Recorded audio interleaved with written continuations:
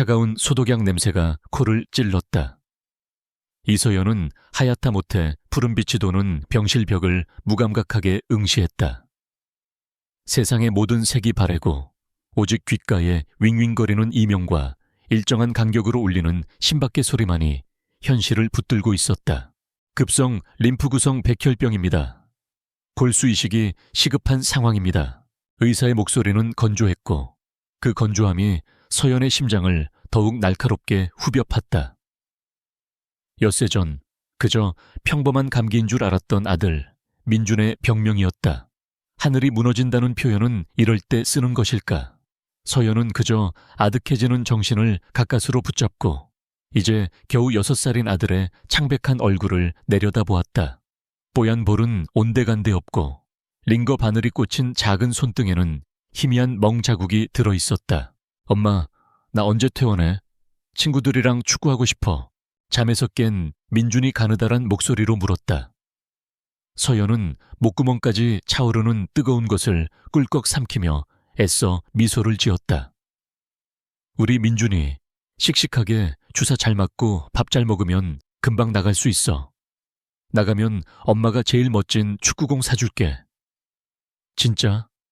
약속. 새끼손가락을 내미는 아들의 모습에 서연은 다시 한번 무너져 내리는 마음을 다잡았다. 그녀는 아들의 작은 손가락에 자신의 손가락을 걸며 약속했다. 무슨 수를 써서라도 반드시 이 아이를 지켜내겠다고. 골수 기증자를 찾는 일은 험난했다. 가족, 친척, 그리고 국립장기조직혈액관리원에 등록된 비혈연 기증자까지 모두 알아봤지만 조직적 합성 항원 AHLAE 일치하는 사람을 찾을 수 없었다. 시간은 속절없이 흘러갔고 민준의 상태는 조금씩 나빠지고 있었다. 절망의 늪에서 허우적거리던 서연에게 의사는 마지막 남은 그러나 가장 껄끄러운 선택지를 제시했다. 친아버지를 찾아보시는 게 좋겠습니다. 형제자매가 아닌 이상 부모 자식 간의 일치 확률이 가장 높습니다. 친아버지, 서연의 입술 사이로 마른 한숨이 새어나왔다. 지난 7년간 단 한순간도 떠올리지 않으려 애썼던 이름. 그녀의 20살을 송두리째 흔들고 심장을 조각냈던 남자. 강지훈. 그녀의 첫사랑이자 민준의 아버지였다. 그날 밤 서연은 낡은 서랍장 깊숙한 곳에서 작은 나무 상자를 꺼냈다. 상자 안에는 빛바랜 사진 한 장이 들어있었다. 앳된 얼굴의 두 남녀가 세상 가장 행복한 표정으로 서로를 마주보고 웃고 있었다. 사진 속의 자신은 너무나도 앳되고 걱정 하나 없어 보였다. 그리고 그 옆에 남자, 강지훈. 그의 눈빛은 오직 자신만을 향해 있었다. 그 따스했던 눈빛이 어떻게 그렇게 차갑게 변할 수 있었는지 서연은 아직도 이해할 수 없었다. 다시는 당신 앞에 나타나지 않을게. 그러니 부디 행복해. 7해 전 차가운 빗속에서 혼자 되뇌었던 약속이었다. 그 약속을 지키기 위해 그녀는 홀로 모든 것을 감내했다. 하지만 이제는 그럴 수 없었다. 아들의 생명이 걸려 있었다. 자존심도 과거의 상처도 모두 사치일 뿐이었다. 다음 날 서연은 인터넷을 통해 강지훈의 소식을 찾아보았다. 검색창에 강지훈 3글자를 치는 손가락이 미세하게 떨렸다. 그리고 화면에 떠오른 결과는 그녀의 숨을 멎게 만들었다. 진순그룹 최연소 CEO 강지훈 대표 취임. 혁신적인 경영으로 진순그룹의 미래를 이끄는 젊은 리더 강지훈. 수많은 기사와 사진들이 쏟아져 나왔다. 사진 속의 그는 7년 전 풋풋했던 청년의 모습은 온데간데 없었다. 값비싼 맞춤 정장을 입고 냉철하고 자신감 넘치는 표정으로 수많은 사람 앞에 서 있는 남자. 이제 그는 그녀가 감히 범접할 수 없는 세계의 사람이 되어 있었다. 심장이 쿵 하고 바닥으로 떨어지는 기분이었다. 며칠을 뜬 눈으로 고민했다. 그를 찾아가면 어떤 말을 듣게 될까? 돈을 노리고 나타난 여자 취급을 받게 될까? 아니, 어쩌면 문전박대를 당할지도 모른다. 온갖 비참한 상상이 머릿속을 헤집었지만 병실에 누워있는 민준의 얼굴을 떠올리면 다른 선택지는 없었다. 결심을 굳힌 서연은 가장 깨끗한 옷으로 갈아입고 집을 나섰다. 버스를 타고 도심으로 향하는 내내 차창 밖으로 빠르게 스쳐 지나가는 풍경처럼 그녀의 마음도 복잡하게 흘러갔다. 마침내 버스에서 내린 그녀의 눈앞에 거대한 유리와 강철로 이루어진 건물이 나타났다. 진숭그룹 본사. 하늘을 찌를 듯 솟아있는 건물은 그 위용만으로도 사람을 압도했다. 서연은 마른 입술을 축이며 건물 안으로 들어섰다. 대리석 바닥은 거울처럼 반짝였고 높은 천장에는 거대한 샹들리에가 눈부신 빛을 쏟아내고 있었다. 값비싼 정장을 차려입은 사람들이 분주하게 오가는 로비에서 낡은 청바지에 티셔츠 차림인 그녀는 마치 다른 세상에서 온 이방인 같았다. 무슨 일로 오셨습니까? 안내데스크의 직원이 무미건조한 목소리로 물었다. 그녀의 눈길은 서연의 머리부터 발끝까지를 빠르게 훑으며 미묘한 경계심을 드러냈다. 강지훈 대표님을 만나러 왔습니다. 서연은 애써 침착하게 말했다. 약속은 하셨습니까? 아니요, 하지는 않았지만 꼭 전해야 할 말이 있습니다. 이서연이라는 사람이 찾아왔다고 전해 주십시오. 직원은 잠시 망설이더니 이내 어딘가로 전화를 걸었다. 수화기를 들고 작게 속삭이는 그녀의 입 모양을 보며 서연은 초조하게 손가락을 꼼지락거렸다. 제발 만나주기만이라도 해다오. 몇 분이 흐른 뒤 직원이 수화기를 내려놓고 말했다. 대표님 비서실에서 잠시 기다리시라고 합니다.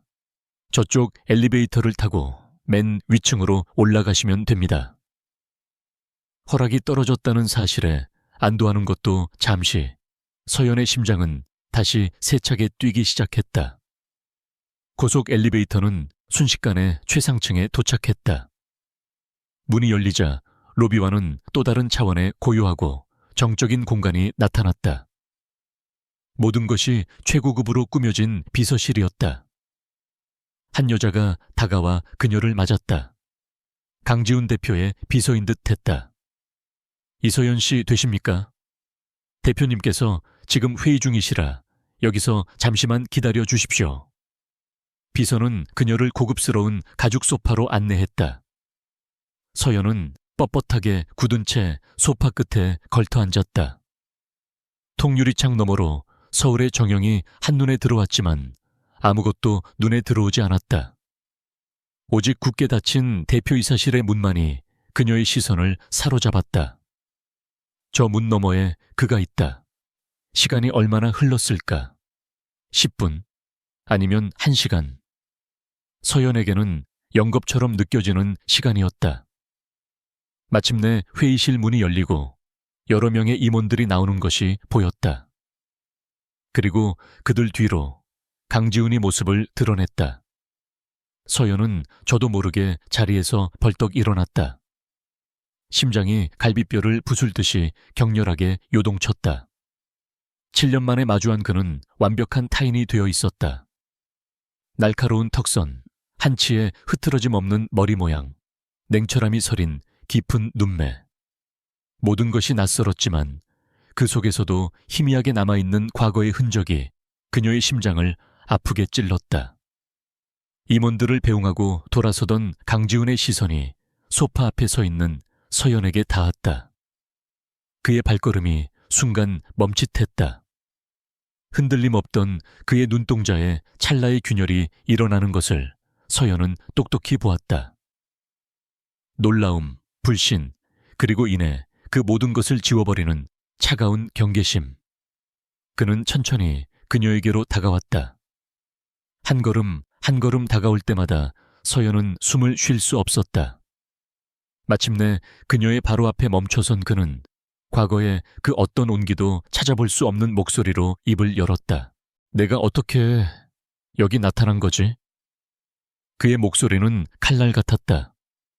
7년의 세월과 그들 사이에 놓인 거대한 강을 확인시켜주는 냉혹하고 가차없는 한마디였다. 서연은 떨리는 입술을 힘겹게 떼어냈다. 할 말이 있어, 지훈아. 지훈아라는 호칭에 그의 미간이 미세하게 좁혀졌다. 그는 경멸과 조소가 뒤섞인 표정으로 그녀를 위아래로 훑어보았다. 이서연, 우린 이제 그런 사이가 아닐 텐데. 그리고 내 이름 함부로 부르지 마. 역겨우니까. 역겹다. 그 한마디가 비수처럼 날아와 이서연의 심장에 박혔다. 온몸의 피가 차갑게 식는 것 같았다. 7년 전 그토록 다정했던 입술에서 어찌 이리도 잔인한 말이 나올 수 있단 말인가. 서연은 하얗게 질린 입술을 깨물었다. 눈물이 핑 돌았지만 여기서 무너지면 안 된다. 그녀는 아들을 위해 이곳에 왔다. 개인적인 감정 때문에 온 거 아니야. 서연은 떨리는 목소리를 가다듬고 똑바로 그의 눈을 마주했다. 한때 세상의 전부였던 그 눈동자는 이제 낯선 심연처럼 깊고 차가웠다. 너한테는, 아니, 강지훈 씨한테는 사적인 감정으로 보일 수 있겠지. 7년 동안 아무 소식 없다가 갑자기 나타났으니. 강지훈은 팔짱을 끼고 조소 어린 표정으로 그녀를 바라보았다. 그의 온몸에서 뿜어져 나오는 위압감에 숨이 막혔다. 그는 그녀의 말을 들을 준비가 되어 있지 않았다. 그저 불청객을 어떻게 처리할까 고민하는 듯한 냉정한 눈빛이었다. 본론만 말해. 내 시간은 비싸다. 알아. 그래서 길게 말할 생각 없어. 서연은 메고 있던 낡은 가방에서 서류 봉투 하나를 꺼내 그의 거대한 원목 책상 위에 올려놓았다. 최고급 자재로 만들어진 흠집 하나 없는 책상은 그녀의 초라한 행색과 극명한 대조를 이루었다. 이게 뭐지? 열어봐. 보면 알아. 지우는 잠시 망설이다가 마지못해 봉투를 집어들었다. 그의 길고 깨끗한 손가락이 봉투를 뜯는 소리가 사무실의 정적을 깼다. 봉투 안에서 나온 것은 병원 진단서와 각종 검사 결과지들이었다. 그의 눈썹이 꿈틀했다. 서류를 넘기는 그의 눈동자가 빠르게 움직였다. 급성 림프구성 백혈병, 골수이식 필요와 같은 의학 용어들이 그의 시야에 박혔다. 웬 환자 서류를 나한테 가져온 거지? 진숭그룹이 자선 사업을 하기는 하지만 이런 식으로 개인적인 부탁을 들어주는 곳은 아닌데. 그의 목소리에는 여전히 가시가 돋쳐 있었다. 그는 이것이 돈을 요구하기 위한 동정심 유발 작전이라고 확신하는 듯했다. 서연은 깊게 숨을 들이마셨다. 이제 가장 힘든 말을 꺼내야 할 시간이었다. 내 아들이야. 그리고 내 아들이기도 해. 순간 사무실의 공기가 얼어붙었다. 강지훈의 얼굴에서 모든 표정이 사라졌다. 그는 마치 세상에서 가장 황당한 이야기를 들었다는 듯 잠시 말을 잃고 서연을 멍하니 쳐다보았다. 이윽고 그의 입가에 어이없다는 실소가 터져 나왔다. 하하. 이서연, 7년 만에 나타나서 한다는 소리가 고작 그거였나? 내가 네 그런 얄팍한 수에 넘어갈 사람으로 보여? 그는 서류를 책상 위로 신경질적으로 내던졌다. 종이들이 어지럽게 흩어졌다. 나한테서 뭘 뜯어내고 싶은 거지? 돈. 원하는 액수가 얼마야? 말해봐. 네 그 가짜는 연극을 끝내주는 값으로 얼마면 되겠어? 연극 아니야. 그럼 뭔데? 7년 전 편지 한 장 달랑 남기고 사라진 건 너였어. 내가 얼마나 너를 찾아 헤맸는지 알아? 그런데 이제 와서 내가 이 자리에 오르니 갑자기 아들이라니. 세상에 이렇게 진부한 시나리오는 없을 거다. 그의 목소리가 높아졌다. 억눌려 있던 분노와 배신감이 한꺼번에 터져 나왔다. 서연은 그의 분노를 묵묵히 받아냈다. 그래, 그가 화내는 것은 당연했다. 그는 아무것도 모르니까. 그 편지 내가 쓴 거 아니야. 뭐? 지금은 그 얘기를 할 때가 아니야. 믿지 못하겠다면 이걸 봐. 서연은 가방에서 작은 사진 한 장을 더 꺼내 그에게 내밀었다. 병원 침대에 앉아 희미하게 웃고 있는 민준의 사진이었다. 지우는 사진을 거칠게 낚아챘다. 그리고 사진을 보는 순간 그의 표정이 다시 한번 굳어졌다. 사진 속의 아이는 놀라울 정도로 그를 닮아 있었다. 특히 고집스러워 보이는 인매와 깊은 눈매는 어린 시절의 자신을 그대로 빼다 박은 듯 했다. 그의 심장이 세차게 쿵쾅거렸다. 아니야, 그럴 리가 없어. 우연의 일치일 뿐이다. 필사적으로 부정했지만 머릿속은 혼란으로 가득 찼다. 유전자 검사 해보면 알겠지. 서연이 차분하게 말했다. 그녀의 침착한 태도가 오히려 지훈을 더욱 혼란스럽게 만들었다. 그래, 해야지. 당연히 해야 하고 말고. 만약 이게 전부 네가 꾸며낸 거짓말이라면 그때는 각오하는 게 좋을 거야. 무고, 공갈, 명예훼손. 내가 동원할 수 있는 모든 법적 수단을 써서 너를 사회에서 매장시켜 버릴 테니까. 원한다면 그렇게 해. 지금 나한텐 그런 거 신경 쓸 여유 없어. 내 아들, 우리 아들 목숨보다 중요한 건 없으니까. 서연의 흔들림 없는 눈빛에 지우는 순간 할 말을 잃었다. 그는 책상 위에 인터폰 버튼을 눌렀다. 김 비서, 나 좀 보지. 곧 비서가 들어왔다. 지우는 흩어진 서류들을 가리키며 명령했다. 고문 변호사에게 연락해서 이 아이와 나 사이의 친자 확인 소송, 아니 가장 빠른 유전자 검사 절차를 알아보라고 해. 그리고 결과가 나올 때까지 저 여자가 내 눈앞에 다시는 나타나지 않도록 해. 그것으로 대화는 끝이었다. 지우는 단 한 번도 서연에게 다시 눈길을 주지 않았다. 서연은 텅 빈 눈으로 그를 잠시 바라보다가 조용히 몸을 돌려 사무실을 나섰다. 거대한 문이 닫히는 순간까지 그는 돌아보지 않았다.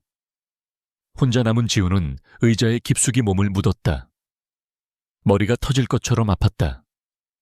그는 손에 들고 있던 민준의 사진을 뚫어져라 쳐다보았다. 자신을 닮은 아이, 아주 만약에 저 아이가 정말 자신의 아들이라면 7년 전 자신은 대체 무슨 짓을 한 것인가?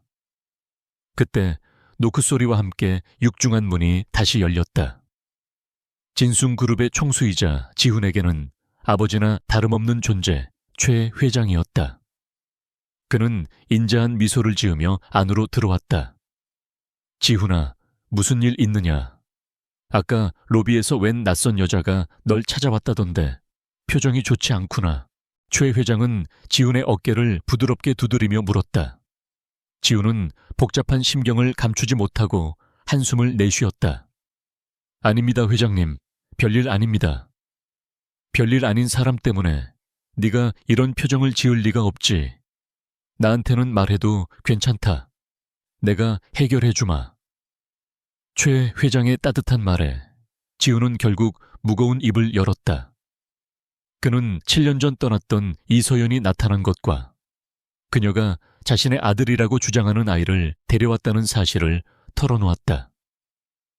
이야기를 듣는 내내 최 회장의 표정은 인자했지만 그의 눈빛 깊은 곳에서는 섬뜩한 빛이 번뜩였다. 이서연, 그 계집애가 기어이 다시 나타났구나. 하필 이 중요한 시기에. 그런 일이 있었구나. 상심이 크겠구나, 지훈아. 최 회장은 짐짓 안타깝다는 듯 혀를 찼다. 요즘 세상이 어떤 세상인데 성공한 남자를 상대로 그런 사기극을 벌이는 여자들이 한둘이 아니다. 너무 마음 쓰지 마라. 유전자 검사 결과가 나오면 모든 게 밝혀지겠지. 혹시라도 불미스러운 일이 생기면 이 늙은이가 나서서 조용히 처리해주마. 너는 진숭을 이끌어갈 인재다. 이런 사사로운 일에 발목 잡혀서는 안 되지. 그는 지훈의 책상 위에 놓인 민준의 사진을 슬쩍 보았다. 자신을 꼭 닮은 아이의 얼굴. 최 회장의 입가에 누구도 알아챌 수 없는 차가운 미소가 스쳐 지나갔다. 예상치 못한 변수였지만 어쩌면 이것이 강지훈을 더욱 완벽하게 통제할 수 있는 새로운 족쇄가 될지도 모를 일이었다. 한편 진순그룹의 거대한 건물을 빠져나온 서연은 휘청거리는 걸음으로 버스 정류장으로 향했다. 건물 안에서 애써 지탱하고 있던 긴장이 한꺼번에 무너지면서 온몸에 힘이 빠졌다. 지훈의 차가운 목소리, 경멸 어린 눈빛이 심장을 난도질했다. 버스에 올라 창문에 머리를 기댄 채 그녀는 소리 없이 눈물을 흘렸다. 하지만 슬픔에 잠겨있을 시간은 없었다. 병실에는 그녀의 모든 것, 민준이 기다리고 있었다. 서연은 주먹으로 눈물을 닦아냈다. 희망은 아직 있었다. 비록 그것이 썩은 동아줄이라 할지라도 지금 그녀는 그것이라도 붙잡아야만 했다. 일주일이라는 시간이 지옥처럼 흘러갔다. 강지훈은 거의 매일 밤을 뜬 눈으로 지새웠다. 그의 머릿속은 온통 이서연과 자신을 닮았다는 아이, 강민준에 대한 생각으로 가득 차 있었다. 이성적으로는 그녀의 말을 믿을 수 없었지만 사진 속 아이의 얼굴을 본 순간부터 그의 마음 한구석에서는 이미 폭풍이 일고 있었다. 결전의 날, 고문 변호사가 직접 대표이사실을 찾아와 두툼한 서류 봉투를 건넸다. 지훈은 마른 침을 삼키며 봉투를 받아들었다. 그의 손끝에서 종이의 감촉이 유난히 차갑게 느껴졌다. 유전자 감정 결과 통보서. 복잡한 표와 수치들이 나열된 서류의 맨 마지막 줄에 그의 눈이 멎었다. 상기 의뢰인 강지훈과 대상자 강민준은 부자 관계가 성립할 확률이 99.998%로 추정됨. 99.9999998%. 그 숫자는 거대한 망치가 되어 그의 머리를 내리치는 듯 했다. 숨이 턱 막혔다. 세상의 소리가 사라지고 오직 자신의 심장이 미친 듯이 울리는 소리만 들렸다. 사실이었다. 그 아이는 정말로 자신의 아들이었다. 지훈은 의자에 허물어지듯 주저앉았다. 손에 들린 서류가 힘없이 바닥으로 떨어졌다. 그는 텅 빈 눈으로 허공을 응시했다. 7년 전 자신이 버렸다고 생각했던, 아니 자신을 버렸다고 믿었던 여자가 자신의 아이를 낳아 홀로 키우고 있었다. 그것도 모자라 이제는 아이가 아프기까지 하다. 죄책감, 분노, 원망, 그리고 정체를 알 수 없는 슬픔이 뒤엉켜 그의 내면을 핥히었다. 그는 왜 떠났는가? 왜 편지 한 장으로 모든 것을 끝내려 했는가? 그리고 자신은 왜 그녀가 사라진 이유를 제대로 알아보려 하지 않았는가? 수많은 질문이 떠올랐지만 답을 찾을 수는 없었다. 그날 오후, 지훈은 자신도 모르게 차를 몰아 민준이 입원해 있다는 병원으로 향했다. 차마 병실 안으로 들어갈 용기는 나지 않았다. 그는 복도 끝, 눈에 띄지 않는 곳에 서서 유리창 너머로 병실 안을 훔쳐보았다. 창백한 얼굴의 아이가 침대에 누워 있었다. 그리고 그 옆을 지키고 있는 이서연. 그녀는 물수건으로 아이의 얼굴을 정성껏 닦아주고 동화책을 읽어주기도 했다. 아이를 바라보는 그녀의 눈빛은 지훈이 기억하는 그 어떤 순간보다 깊고 따뜻했다. 모진 세상의 풍파를 홀로 막아서는 강인한 어머니의 모습이었다. 지훈은 가슴 한쪽이 아릿하게 저려오는 것을 느꼈다. 저곳에 자신이 있어야 할 자리가 있었다. 자신이 놓쳐버린 7년의 세월이 있었다. 그는 막연한 책임감과 함께 어떻게 해야 할지에 대한 깊은 고민에 빠졌다. 이 사실을 어떻게 받아들여야 할까? 서연과 아이를 자신의 인생 안으로 어떻게 들여놓아야 할까? 바로 그때였다. 그의 주머니 속 휴대폰이 미친 듯이 진동하기 시작했다. 비서실장, 홍보팀장, 그리고 기자들의 이름까지. 수십 통의 부재중 전화와 메시지가 쌓여 있었다. 불길한 예감에 휩싸인 지훈이 인터넷 뉴스 포털을 여는 순간 그의 얼굴은 돌처럼 굳어졌다. 단독, 진순그룹, 강지훈 CEO 혼외자 스캔들. 꽃뱀 의혹 메인 화면을 장식한 자극적인 제목의 기사였다. 기사의 내용은 참담했다. 7년 전 헤어진 여자가 CEO가 된 전 남자친구의 성공을 보고 아픈 아이를 핑계로 거액의 돈을 요구하기 위해 접근했다는 내용이었다. 서연은 계획적으로 접근한 교활한 여자로, 지훈은 과거의 인연에 발목 잡힌 비운의 경영인으로 묘사되어 있었다. 심지어 기사에는 그들이 만났던 날짜와 장소, 유전자 검사를 의뢰했다는 사실까지 교묘하게 뒤섞여 있어 신빙성을 더했다. 젠장. 지훈은 나지막이 욕설을 내뱉었다. 대체 누가 이런 짓을. 분노가 머리끝까지 치밀었다. 그의 첫 번째 의심은 당연히 이서연을 향했다. 유전자 검사 결과가 나오자마자 언론에 흘려 여론전을 펼치려는 수작인가. 이 모든 것이 자신을 압박하고 더 많은 돈을 뜯어내기 위한 계획이었나. 그렇다면 병실에서 본 그녀의 모습은 전부 연기였단 말인가. 배신감에 휩싸인 그는 곧장 서연에게 전화를 걸었다. 신호음이 몇 번 울린 뒤 수화기 너머로 지친 목소리가 들려왔다. 여보세요? 이서연, 이게 다 무슨 짓이야? 지훈은 다짜고짜 소리쳤다. 기사 봤어. 네가 언론에 흘린 거지. 원하는 게 이런 거였어. 나를 사회적으로 매장시키고 진흙탕 싸움이라도 해서 돈을 받아내려는 속셈이었냐고. 수화기 너머에서는 한동안 아무 말이 없었다. 지훈은 그녀의 침묵을 긍정이라고 해석했다. 거친 숨을 몰아쉬며 다음 말을 이으려는 순간 서연의 차분하다 못해 싸늘한 목소리가 그의 귀에 박혔다. 나 아니야. 뭐라고? 나 아니라고 했어, 강지훈. 난 내 아들 간호하기도 벅차. 이런 저열한 짓거리에 신경 쓸 시간도 이유도 없어. 그녀의 목소리에는 조금의 흔들림도 없었다. 오히려 그를 질책하는 듯한 기운마저 느껴졌다. 생각을 해봐.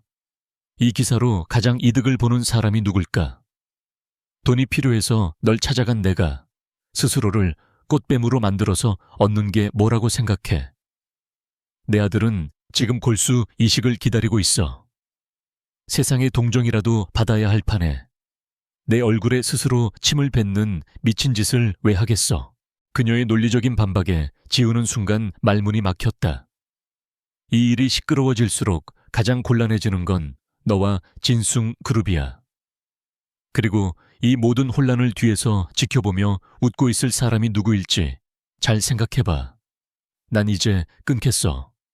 다시는 이런 일로 전화하지 마. 전화는 일방적으로 끊어졌다. 지우는 텅 빈 수화기를 든 채 한동안 멍하니 서 있었다. 그녀의 마지막 말, 뒤에서 지켜보며 웃고 있을 사람이 누구일지 잘 생각해봐. 그 순간 그의 뇌리를 스치는 한 사람의 얼굴이 있었다. 며칠 전 자신에게 이 일은 내가 조용히 처리해주겠다고 말했던 최 회장. 설마 그럴 리가. 지우는 고개를 저었다. 아버지처럼 믿고 따랐던 분이다. 하지만 의심의 씨앗은 한번 싹 트자 걷잡을 수 없이 자라나기 시작했다.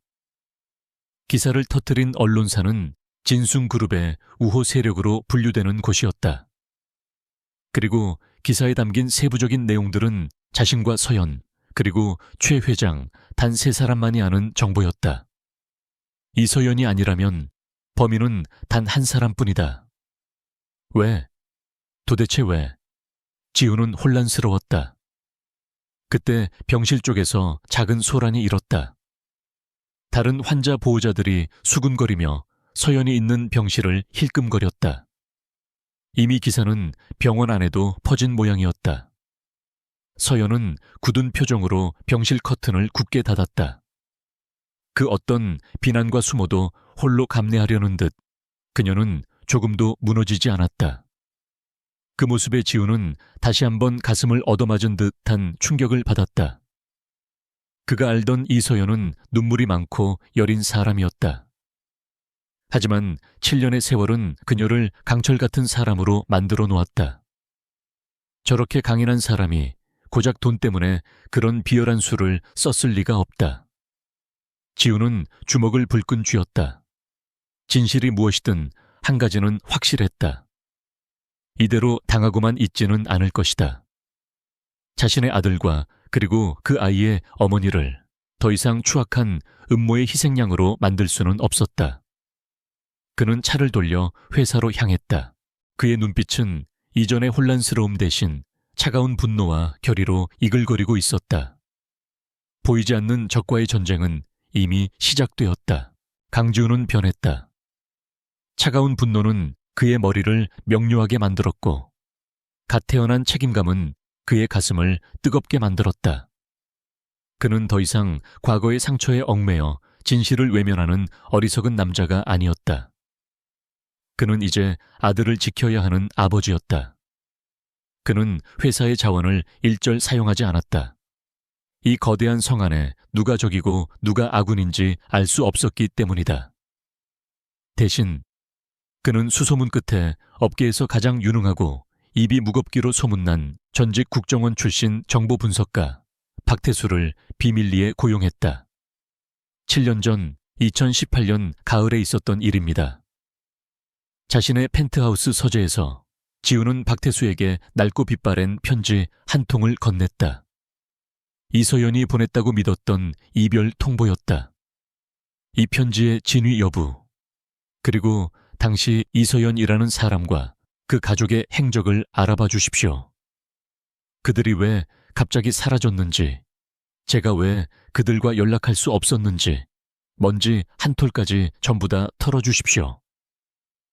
박태수는 말없이 편지를 받아들고는 고개를 끄덕였다. 그의 눈빛은 날카롭고 신중했다. 조사가 진행되는 동안 지우는 병원으로 향했다. 언론의 관계는 며칠이 지나자 조금씩 잦아들었지만 그 후유증은 여전히 서연과 민준을 괴롭히고 있었다. 지우는 더 이상 망설이지 않았다. 그는 자신의 권한을 이용해 민준을 병원 최상층에 있는 VIP 1인실로 옮겼다. 외부인의 접근이 완벽히 차단되고 최고의 의료진이 24시간 대기하는 곳이었다. 당연히 서연은 격렬하게 반대했다. 이런 거 필요 없어.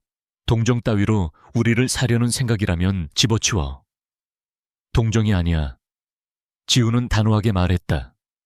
그의 눈빛에는 오만함 대신 진솔함이 담겨 있었다. 내 아들이니까.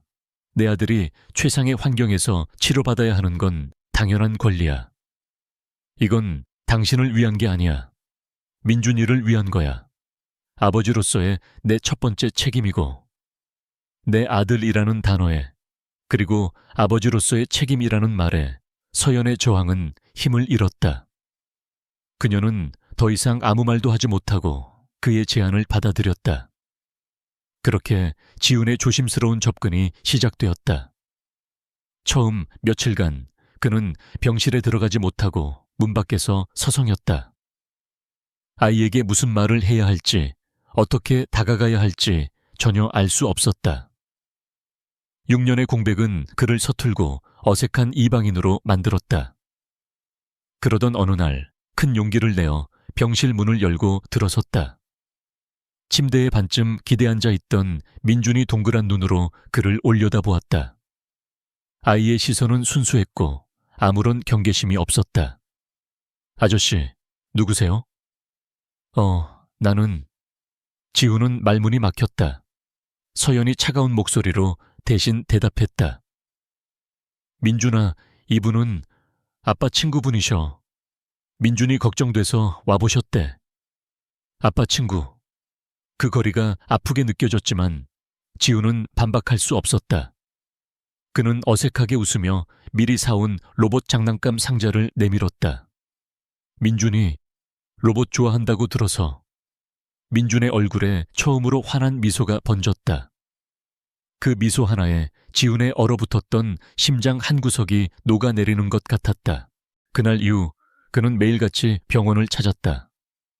처음에는 어색함에 몸서리쳤지만 시간은 모든 것을 조금씩 바꾸어 놓았다. 함께 장난감을 조립하고 동화책을 읽어주고 서툰 솜씨로 과일을 깎아주었다. 지우는 자신이 가지고 있던 모든 비즈니스 기술과 협상 능력이 6살 아이 앞에서는 아무런 소용이 없다는 것을 깨달았다. 그는 민준을 통해 웃는 법을, 그리고 조건 없이 사랑을 주는 법을 아주 조금씩 다시 배워가고 있었다.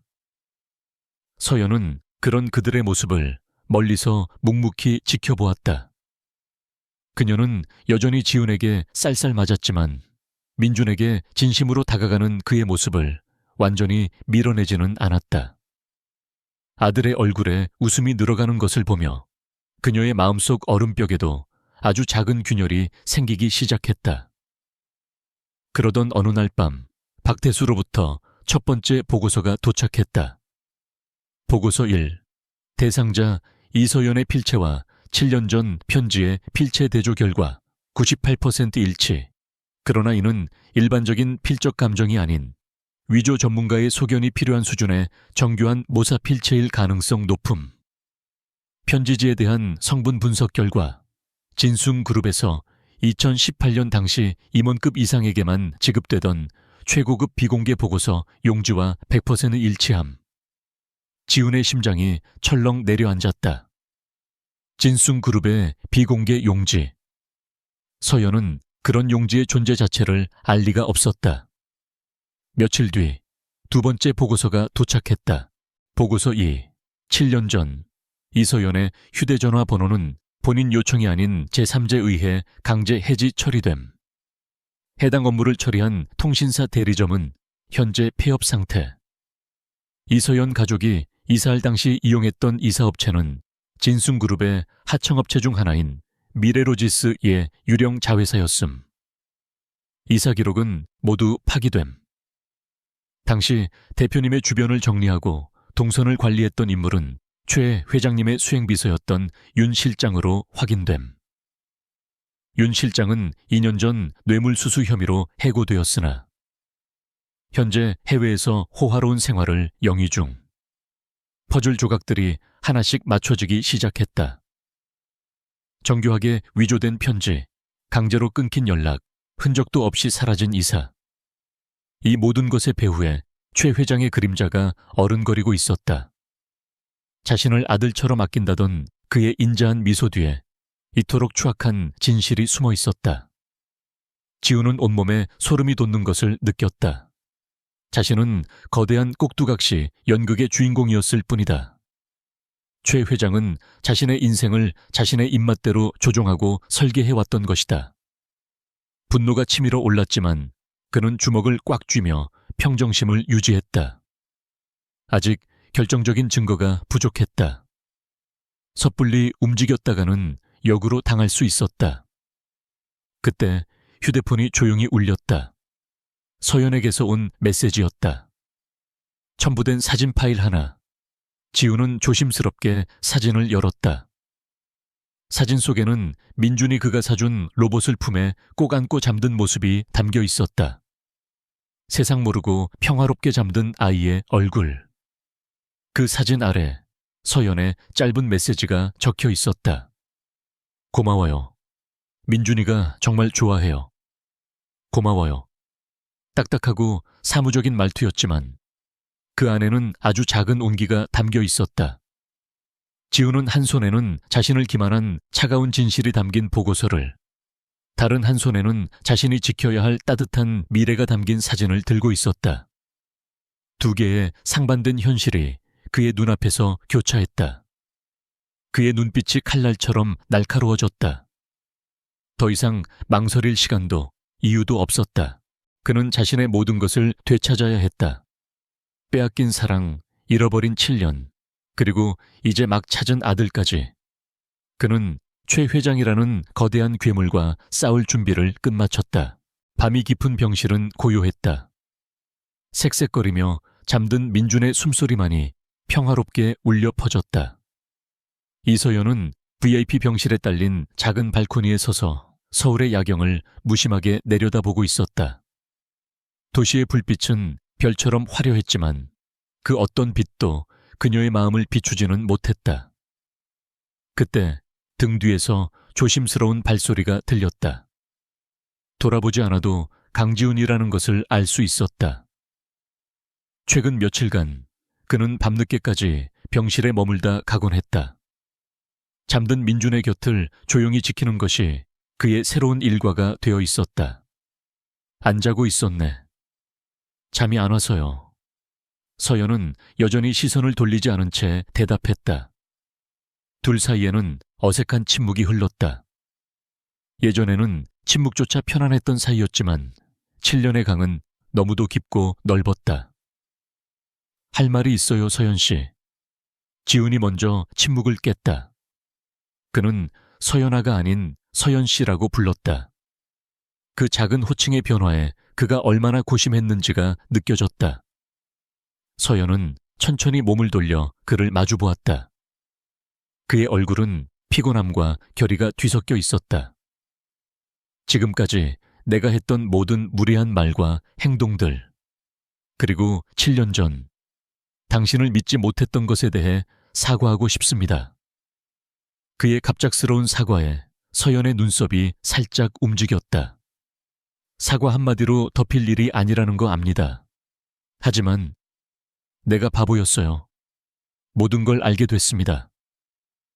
지훈은 들고 온 서류 파일을 발코니 테이블 위에 올려놓았다. 박태수의 조사 보고서였다. 이게 뭐죠? 열어보세요. 당신이 알아야 할 진실이 이 안에 있습니다. 서연은 잠시 망설이다가 이내 파일을 열었다. 첫 장부터 그녀의 눈은 충격으로 흔들리기 시작했다. 자신이 썼다고 되어 있는 편지가 정교한 위조품이라는 감정 결과. 편지지가 진숭그룹 내부 용지였다는 사실. 자신의 휴대폰이 강제 해지되고 이사 기록이 삭제되었다는 내용까지. 한 장 한 장 넘길 때마다 서연의 손이 미세하게 떨렸다. 그녀는 7년 전 자신이 세상으로부터 완벽하게 고립되었던 이유를 이제야 알 수 있었다. 그것은 우연이 아니었다. 거대하고 치밀한 음모였다. 모든 것의 배후에는 최 회장이 있었습니다. 지훈의 목소리가 낮게 깔렸다. 그는 나를 완벽하게 통제하기 위해 당신을 내 인생에서 지워버렸던 겁니다. 내가 당신을 증오하고 원망하게 만들어서 오직 일에만 매달리는 꼭두각시로 만들려고. 그리고 난 바보같이 7년 동안이나 그 연극에 놀아났습니다. 그는 고개를 숙였다. 거대한 그룹을 이끄는 냉철한 CEO의 모습은 온데간데 없었다. 오직 한 여자에게 용서를 구하는 상처 입은 남자의 모습만이 남아 있었다. 미안합니다. 정말 미안합니다. 당신이 홀로 겪었을 고통과 시간을 감히 상상할 수도 없지만 그래도 사과해야겠습니다. 지켜주지 못해서, 믿어주지 못해서 미안합니다. 서연은 아무 말도 하지 않았다. 그녀의 머릿속은 너무나도 큰 충격으로 하얗게 비어 있었다. 자신을 아들처럼 아껴주시던 인자한 미소의 최 회장. 그 모든 것이 거짓이었다니. 분노보다 먼저 찾아온 것은 깊은 허탈감이었다. 한참의 침묵 끝에 그녀가 입을 열었다. 목소리는 얼음장처럼 차가웠다. 당신의 사과 받지 않겠어요. 지훈의 어깨가 움찔했다. 그 사과가 내 지난 7년을 되돌려주진 않으니까. 민준이가 아빠 없이 자라야 했던 세월을 보상해주지도 못하니까요. 그녀의 말이 맞았다. 그의 사과는 너무 늦었다. 하지만 서연의 시선이 잠든 민준에게로 향했다. 최 회장은 우리 민준이에게도 위협이 되는 존재군요.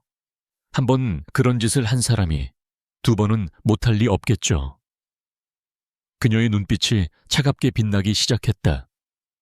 슬픔과 허탈감이 있던 자리에는 이제 강인한 분노와 모성애가 자리 잡고 있었다.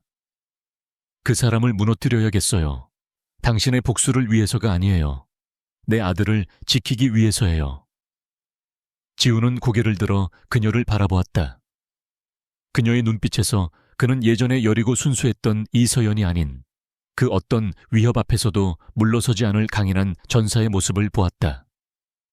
도와주겠습니다. 서연 씨. 대신 조건이 있어요. 이 일이 끝나면 당신과 나는 민준이의 부모 역할에만 충실하는 겁니다. 그 이상은 바라지 말아요. 그녀는 명확하게 선을 그었다. 지우는 씁쓸했지만 고개를 끄덕일 수밖에 없었다. 지금 그녀에게 그 이상을 바라는 것은 염치 없는 짓이었다. 그 순간 그들은 상처 입은 연인이 아닌 공동의 적을 앞에 둔 동맹이 되었다. 어떻게 시작해야 할까요? 지훈이 물었다. 그의 목소리에는 복수심이 가득했다. 분노는 판단력을 흐리게 만들어요, 강지훈 씨. 서연이 차분하게 그의 감정을 제지했다. 그녀의 냉철함에 지훈은 놀라움을 느꼈다. 최 회장 같은 노예한 괴물을 상대하려면 우리도 그보다 더 치밀하고 냉정해져야 해요. 그의 가장 큰 약점이 뭘까요? 약점? 모든 인간에게는 약점이 있죠. 돈, 권력, 명예. 그가 가장 집착하고 잃었을 때 가장 고통스러울 만한 것. 그게 뭘까요? 서연의 날카로운 질문에 지우는 잠시 생각에 잠겼다가 입을 열었다. 돈입니다. 그는 진숭그룹을 수십 년간 지배하면서 막대한 비자금을 조성했어요.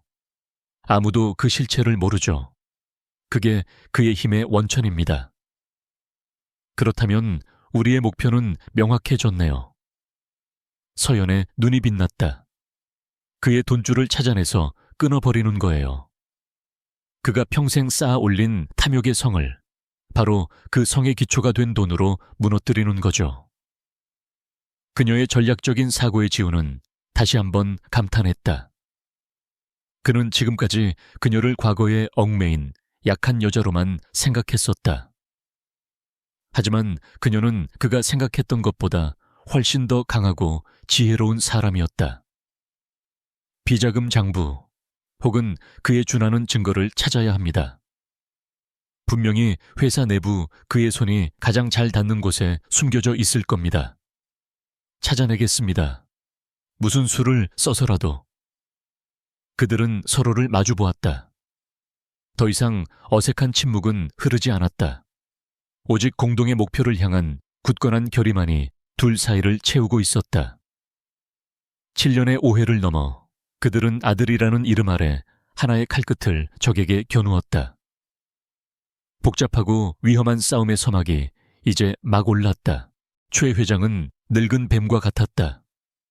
그는 자신의 영역에 침입한 미세한 공기의 흐름마저 감지할 수 있었다. 강지훈의 변화는 그의 심기를 건드리기에 충분했다. 자신을 대하는 눈빛이 변했고 더 이상 사적인 보고를 하지 않았으며 무엇보다 이서연이라는 변수와 지속적으로 접촉하고 있었다.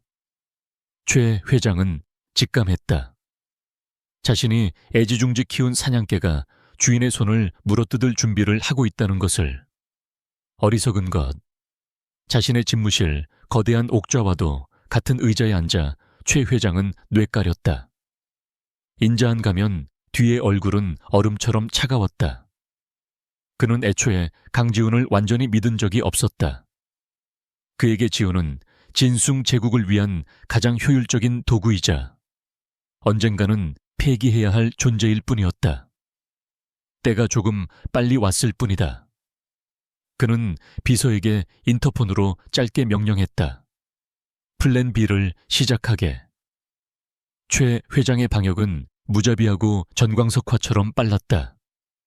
첫 번째 공격은 지훈이 가장 자신 있어 하던 심장부, 회사 내부에서 시작되었다. 긴급 이사회가 소집되었고 최 회장이 추천한 외부 감사팀이 제출한 보고서가 테이블 위에 던져졌다. 보고서의 내용은 충격적이었다.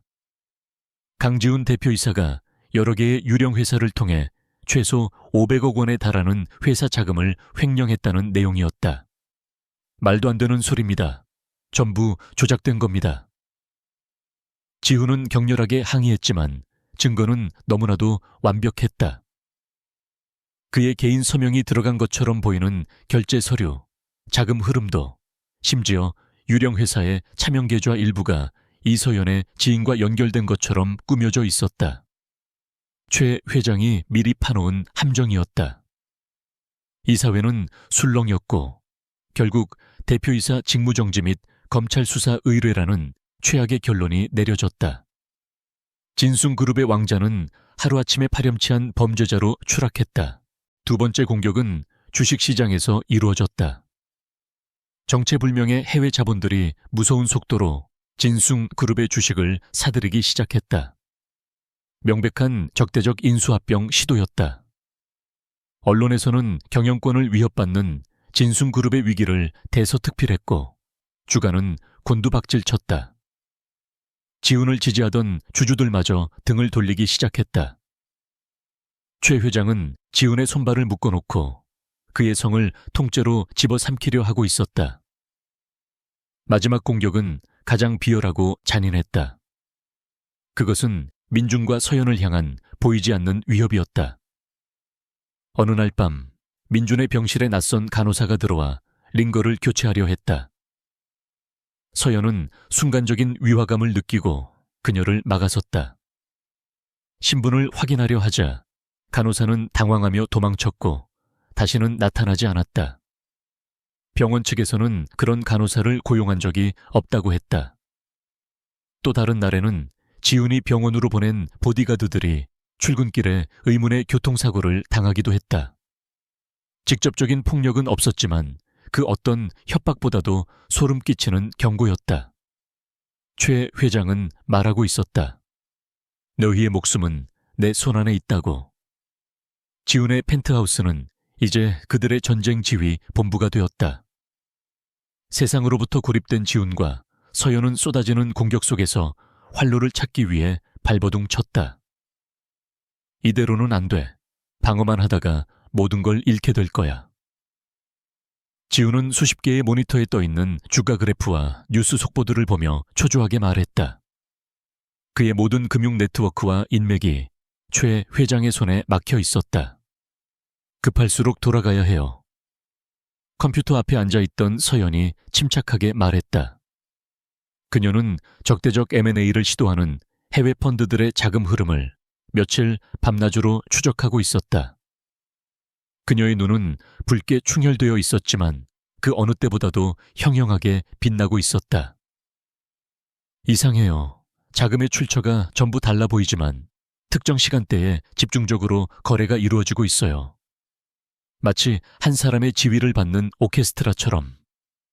이건 패턴이에요. 서연은 과거 작은 데이터 분석 회사에서 일했던 경험이 있었다. 그녀는 누구보다도 숫자 뒤에 숨겨진 의미를 읽어내는데 능했다. 그녀의 손가락이 빠르게 키보드를 두드렸다. 복잡한 코드와 그래프들이 화면을 가득 메웠다. 지훈은 숨을 죽이고 그녀의 작업을 지켜보았다. 그녀는 더 이상 과거의 연인이 아니었다. 생사를 함께하는 가장 믿음직한 동지였다. 찾았어요. 마침내 서연이 외쳤다. 모든 자금은 스위스의 한 페이퍼 컴퍼니를 통해 세탁되고 있어요. 그리고 그 회사의 소유주, 최 회장의 아들, 최민석이에요. 민석이 형이. 지훈은 충격을 받았다. 경영에는 전혀 관심이 없는 줄 알았던 최 회장의 아들이 아버지의 검은 돈을 관리하는 심부름꾼이었던 것이다.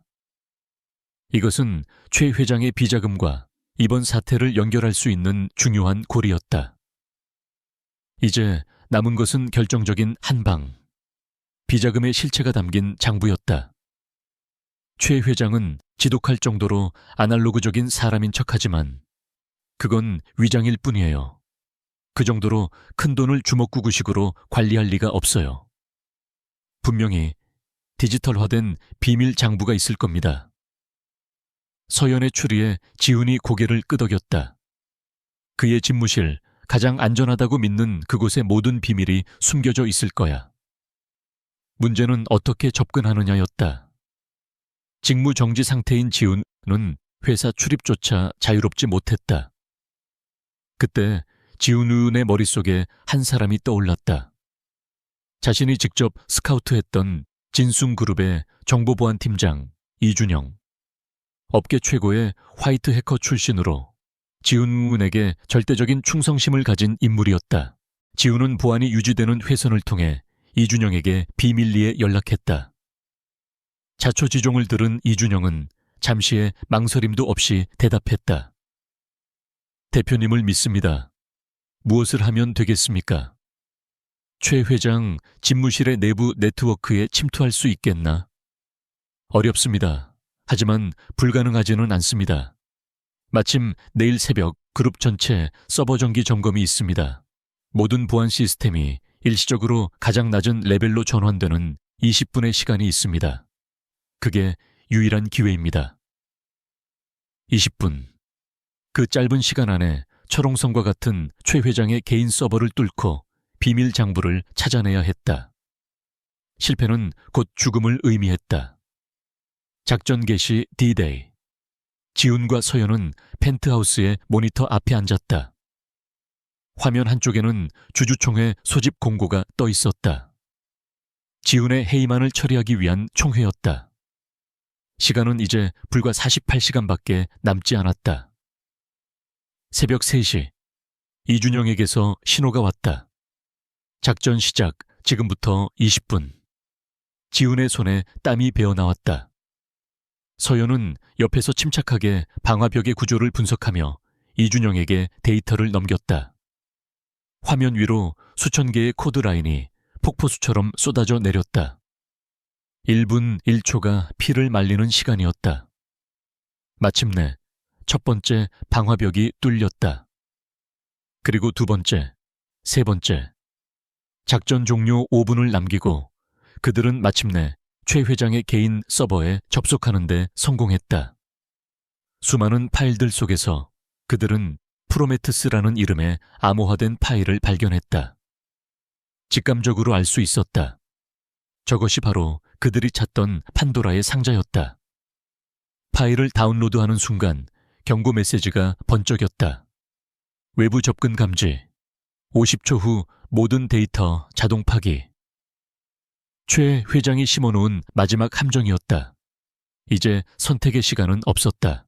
50초 후 모든 데이터 자동 파기.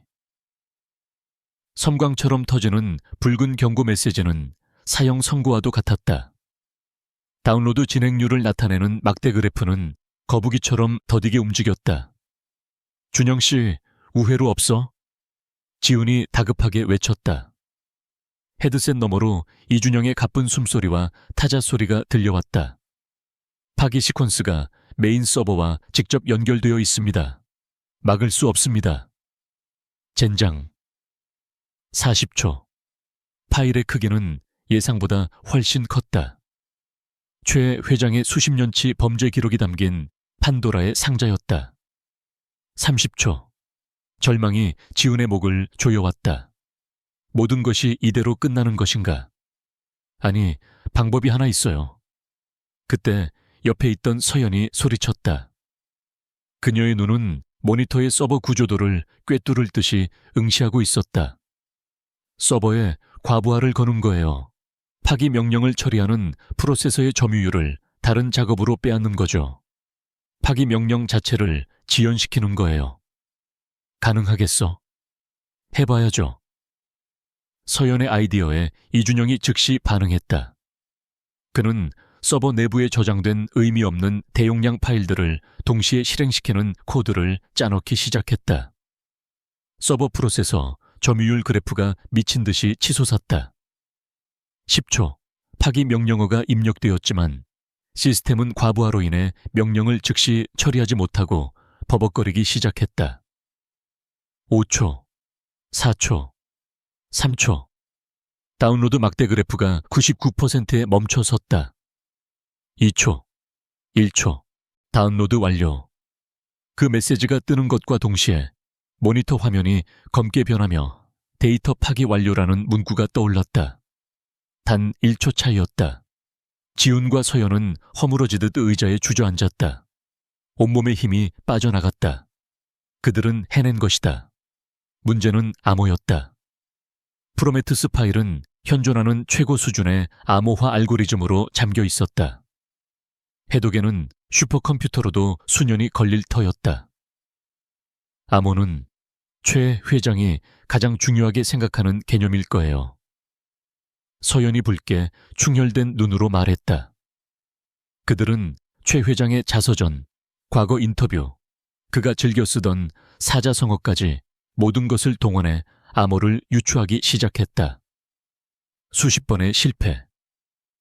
주주총회는 이제 24시간도 채 남지 않았다. 지우는 지끈거리는 머리를 붙잡고 서재를 서성이다가 벽에 걸린 낡은 사진 한 장 앞에서 걸음을 멈췄다. 젊은 시절의 최 회장과 자신이 함께 바둑을 두고 있는 사진이었다. 최 회장은 바둑을 통해 그에게 경영을 가르치곤 했다. 경영이란 바둑과 같다, 지훈아. 대를 위해 소를 희생할 줄 알아야지. 작은 돌 몇 개를 버리는 것을 아까워해서는 안 된다. 그것이 바로 사석, 에셰시, 작전의 묘미다. 사석, 버릴 사시, 돌, 석, 시.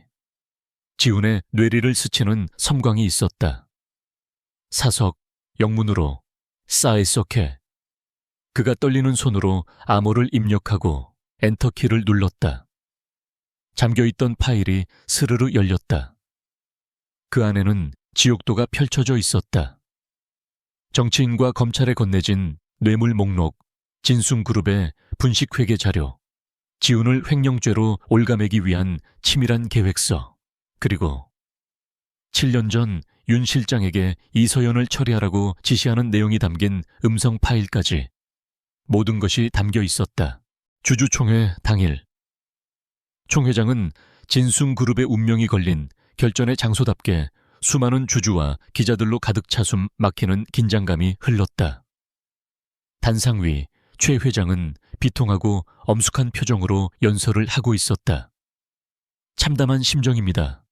제가 아들처럼 아끼던 강지훈 대표가 회사에 막대한 손해를 끼친 사실에 이 늙은이는 진숭그룹의 명예와 정도 경영을 바로 세우기 위해 이 자리에 섰습니다.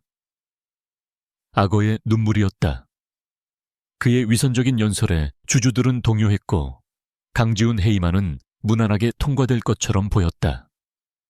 바로 그때 총 회장의 육중한 문이 열렸다. 모든 사람의 시선이 문 쪽으로 쏠렸다. 그곳에는 직무정지 상태인 강지훈이 서 있었다. 그리고 그의 곁에는 조금의 위축됨도 없이 당당한 모습의 이서연이 함께였다. 장내가 순식간에 술렁였다. 저 자가 어떻게 여기에? 경비, 당장 저 자를 끌어내. 최 회장이 경악하며 소리쳤다. 하지만 지훈은 경비들을 뚫고 성큼성큼 단상으로 향했다.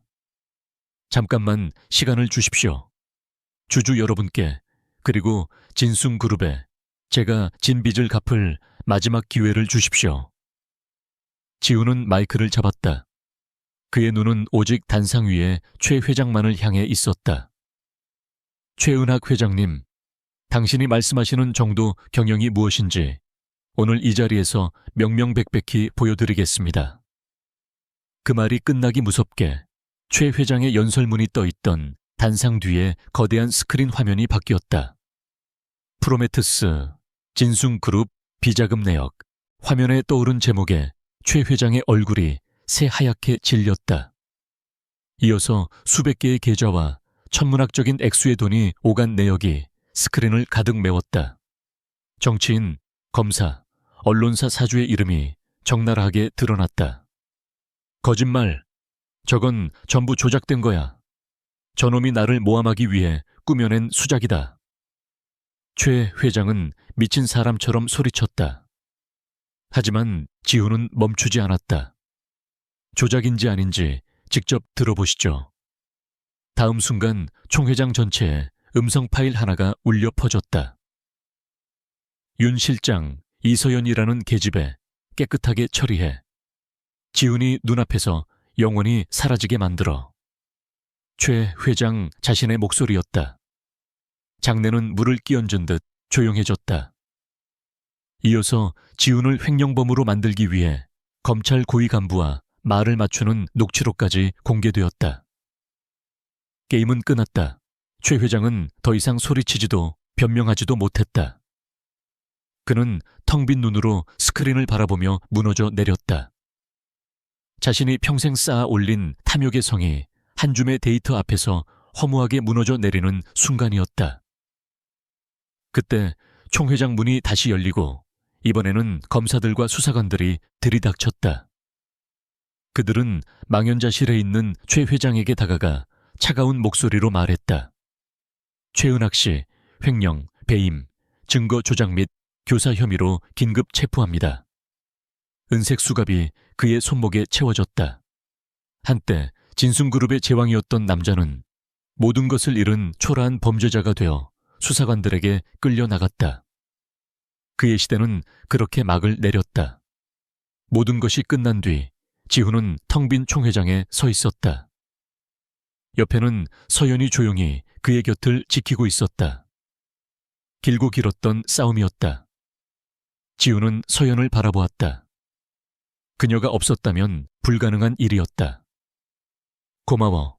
그의 진심 어린 한마디에 서연은 희미하게 미소 지었다. 그것은 7년 만에 처음으로 그를 향해 지어 보이는 진짜 미소였다. 길고 어두웠던 터널의 끝에서 마침내 한 줄기 빛이 보이기 시작했다. 최은학 회장의 몰락은 진순그룹을 뒤흔든 거대한 지진과 같았다. 수십 년간 그룹의 어두운 부분을 지배해온 악의 축이 무너지자 그와 결탁했던 수많은 임원과 정치인들이 줄줄이 법의 심판을 받았다. 그룹의 주가는 폭락했고 미래는 한치 앞을 내다볼 수 없는 안개 속에 빠졌다. 혼돈의 중심에서 강지훈은 굳건히 섰다. 모든 혐의를 벗은 그는 주주들의 압도적인 지지를 받으며 대표이사직에 복귀했다. 그는 가장 먼저 전 직원 앞에 서서 깊이 고개를 숙였다. 과거의 잘못된 관행을 모두 끊어내고 투명하고 정의로운 진순그룹을 새로 만들겠다고 약속했다. 그의 진심 어린 목소리와 흔들림 없는 눈빛에 불안에 떨던 직원들은 다시 희망을 보기 시작했다. 기업을 재건하는 일은 험난했지만 지훈에게는 더 중요한 싸움이 남아 있었다. 바로 민준의 수술이었다. 골수 이식 수술 당일 병원의 공기는 유난히 무겁게 가라앉아 있었다. 지훈은 수술을 앞두고 민준의 병실에 들렀다. 곤히 잠든 아들의 뺨을 부드럽게 쓰다듬는 그의 손길은 조심스러웠다. 괜찮을 거야. 다 잘 될 거야. 곁에 서 있던 서연이 나지막이 말했다. 그녀의 목소리는 떨리고 있었지만 눈빛만은 강했다. 알아. 내가 있잖아. 내가 민준이 아빠니까. 지훈은 서연을 보며 희미하게 웃었다. 그들은 더 이상 서로를 원망하거나 어색해하지 않았다. 아들의 생명이라는 공동의 목표 앞에서 그들은 세상 누구보다도 굳건한 동지가 되어 있었다. 수술실 앞 빨간 등이 켜지고 기나긴 기다림의 시간이 시작되었다. 서연과 지훈은 복도 의자에 나란히 앉아 아무 말 없이 수술실 문만 바라보았다. 초침이 움직이는 소리가 천둥처럼 크게 들렸다. 7년이라는 시간 동안 서로에게 하지 못했던 수만 가지 말들이 침묵 속에서 오고 갔다. 그것은 미안함이었고 고마움이었으며 그리고 아주 오랜 시간이 걸려 다시 싹트기 시작한 애틋함이었다. 몇 시간이 지났을까? 마침내 수술실 문이 열리고 의사가 나왔다. 그의 얼굴에 걸린 안도감 섞인 미소에 지훈과 서연은 동시에 자리에서 벌떡 일어났다. 수술은 성공적으로 끝났습니다. 앞으로의 경과를 지켜봐야겠지만 예후가 아주 좋습니다. 그 한마디에 굳게 버티고 서 있던 서연의 다리가 풀렸다. 지훈이 재빨리 그녀의 몸을 부축했다. 서연은 그의 품에 기댄 채 소리 없이 눈물을 흘렸다. 안도의 눈물, 감사의 눈물이었다. 지훈은 그녀의 어깨를 가만히 감싸 안았다. 그의 눈시울도 뜨거워졌다. 길고 어두웠던 전쟁이 마침내 끝이 났다. 시간은 흘러 계절이 2번 바뀌었다. 따스한 햇살이 쏟아지는 주말 오후, 한강이 내려다 보이는 넓은 아파트 거실에서는 아이의 웃음소리가 가득했다. 아빠, 더 높이 쌓아주세요. 어느새 덥수룩하게 머리카락이 자란 민준이 거실 바닥에 앉아 레고 블록을 쌓으며 외쳤다. 병색이 완연했던 창백한 얼굴은 온데간데 없고 건강한 혈색이 도는 개구쟁이의 얼굴만이 남아있었다. 그의 옆에는 편안한 주말 복장 차림의 지훈이 앉아 서툰 솜씨로 성을 만들고 있었다.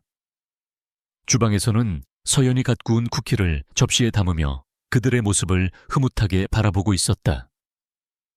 수술 후 그들은 자연스럽게 함께 살기 시작했다. 오직 민준의 회복을 위해서라는 명분이었지만 어느새 그들의 공간에는 어색함 대신 따뜻하고 평온한 일상의 공기가 자리 잡았다. 그날 밤 민준이 잠든 후 서연과 지훈은 거실 소파에 나란히 앉았다. 창밖으로는 아름다운 도시의 야경이 펼쳐져 있었다. 가끔 생각해.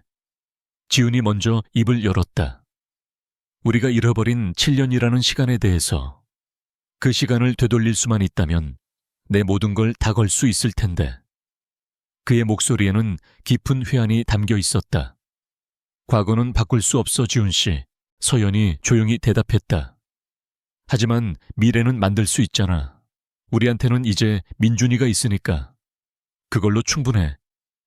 그녀는 더 이상 과거에 얽매여 있지 않았다.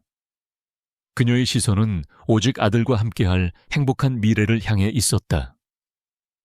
지훈은 그런 그녀의 옆모습을 가만히 바라보다가 조심스럽게 손을 뻗어 그녀의 손을 잡았다. 서연은 놀라지 않고 부드럽게 그의 손을 마주 잡아주었다. 그들의 손에 담긴 온기가 서로의 상처를 따뜻하게 감싸주는 것 같았다. 며칠 뒤 맑게 갠 가을날 그들 세 사람은 처음으로 함께 공원 나들이를 갔다. 민준이는 자신의 작은 축구공을 힘껏 차며 푸른 잔디밭 위를 신나게 뛰어다녔다. 아빠, 패스! 지훈은 활짝 웃으며 민준이에게 공을 다시 차주었다. 공을 쫓아 달려가던 민준이는 이내 방향을 바꿔 서연에게 달려와 그녀의 품에 와락 안겼다. 그리고는 엄마의 손과 아빠의 손을 각각 잡아 끌어 한가운데 세웠다. 엄마도 아빠도 민준이도 우리 모두 함께. 아이는 세상 가장 행복한 표정으로 외쳤다. 민준이를 가운데 두고 지훈과 서연은 서로를 마주 보았다. 그들의 눈빛 속에는 7년의 오해와 아픔을 넘어선 깊은 이해와 사랑이 담겨 있었다. 지훈은 잡고 있던 서연의 손에 부드럽게 힘을 주었다. 서연은 대답 대신 그의 어깨에 살며시 머리를 기댔다. 붉게 물드는 저녁 노을이 세 사람의 모습을 따뜻하게 비추고 있었다. 길고 긴 밤이 지나고 마침내 그들의 인생에 새로운 아침이 밝아오고 있었다. 그것은 상처를 딛고 일어선 한 가족의 완전하고도 눈부신 시작이었다.